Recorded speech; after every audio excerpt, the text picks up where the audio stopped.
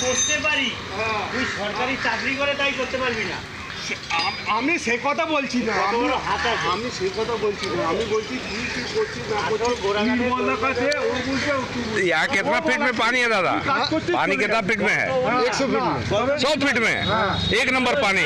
উল্টার ও চুরি করিয়ে সরাই রাখছে, উল্টা নির্মলদার কল ও উল্টা চুরি করিয়ে সরাই রাখছে। সেই যে আমি দেখে নিয়েছি, দেখেছিলাম কিনা কলগুলো খুঁজে কে পেয়েছে? আমি পেয়েছিলাম না তুই পেয়েছিস?